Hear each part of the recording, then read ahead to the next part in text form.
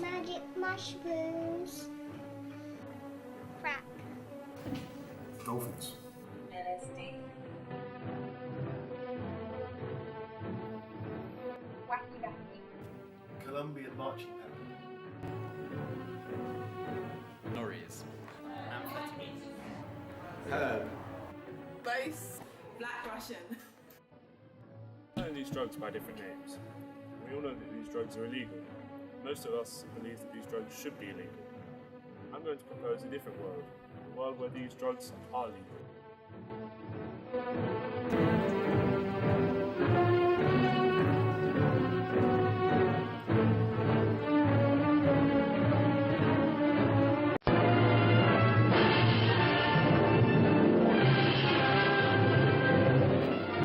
The difference between criminalisation, decriminalisation and legalisation is a subtle one, and I think we first need to clearly define these terms.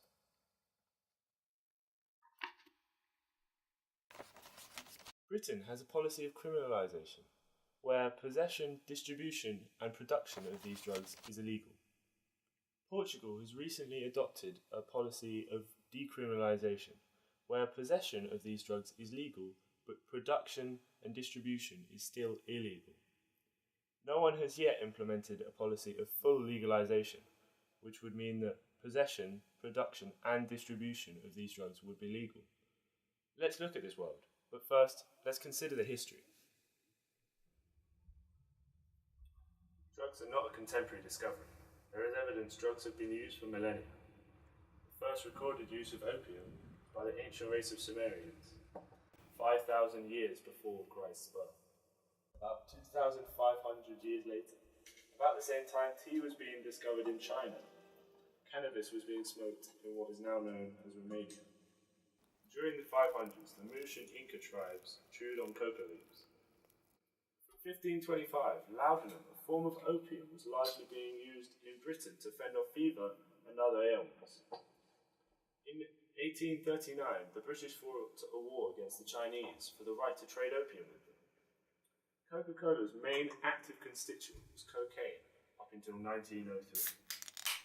During the Second World War, the British troops used 72 million amphetamine tablets so that their pilots could endure long-haul flights. Lucy in the Sky with Diamonds is a song written by the Beatles and is strongly associated with the drug LSD and the period in which it became popular. Lucy in the sky with diamonds. Over a 15-year period, starting in 1950, LSD was prescribed to over 40,000 patients. And from 1967 to 1970, the amount of first-time LSD users for recreational purposes has risen by almost 400,000. Fight on drugs is a relatively new one. China attempted to ban opium in 1839, but it wasn't until 1920 that the UK began to ban drugs, starting by passing the Passage of Dangerous Drugs Act, which made cocaine illegal. Cannabis was then made illegal in 1928. Heroin was still legal up until 1960. In 1970, all these laws were brought together, and the Control Act and Controlled Substance Act were passed, making cocaine, morphine, amphetamine, and many more drugs illegal. During this time, Nixon also famously coined the term the war on drugs. We must wage what I have called total war against public enemy number one in the United States, the problem of dangerous drugs. But was that the only reason he started the war on drugs? He was under a lot of pressure because of the students' rights movement. Also, the war in Vietnam was attracting a lot of unwanted attention and was costing Americans billions of dollars. Ironically, this was where many Americans were first introduced to drugs. The war in Vietnam was an expensive and dangerous escapade, but it cannot be compared to the war on drugs. In 1975, heroin use was at 5,000, and now the US has the highest use of illicit drugs in the world, and heroin use has risen phenomenally to 281,000. Whole towns in Colombia, Mexico, and Venezuela are dominated by organized crime. In Mexico, during the 4 years between 2006 and 2010, the drug war has claimed 34,000 lives. It is not only happening abroad. 15.5% of our prison population are incarcerated for drug-related offences. There's one drug I haven't mentioned. Alcohol. In America, in the 1920s, alcohol went under prohibition. This was a complete disaster. Within weeks, alcohol was being sold on the streets. And then, later, it was being smuggled over the Canadian borders. Prohibition succeeded in reducing alcohol consumption for a little, but it began to rise dramatically and became much higher than it had been before Prohibition. All this illegal alcohol vending made criminals very rich and created the well-known gangster Al Capone. These gangs fought vicious turf wars, and homicide also rose dramatically during this period. Some of these recipes included iodine. Exactly the same thing is happening to drug prohibition. In 1970, 15% of young people were taking illicit drugs. Then, in 1995, this had risen to 45%. Some of the drug smuggling routes used today go through Mexico, where $30 billion worth of drugs are smuggled every year. Pablo Escobar made a fortune through drug smuggling. In 1989, he was named the 7th richest man in the world by Forbes magazine, who commented on his bribes or bullets approach to business. The average purity of street cocaine is only 27%. Crack cocaine was developed because it is a stronger version of cocaine. In 1932, Prohibition was repealed. I found this newsreel, which reflects the Americans' reaction to this.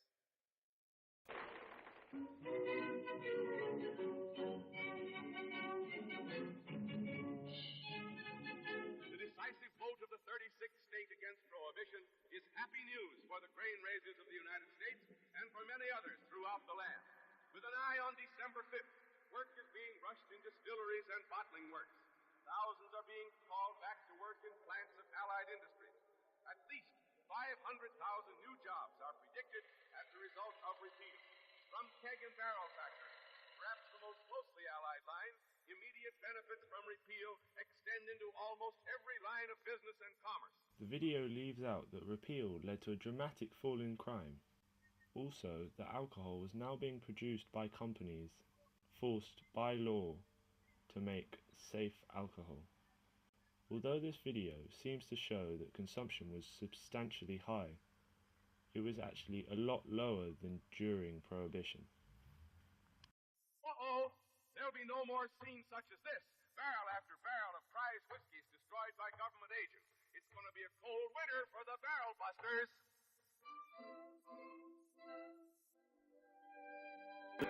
Abraham Lincoln foresaw the problems that are caused by Prohibition, and once said, Prohibition will work great injury to the cause of temperance.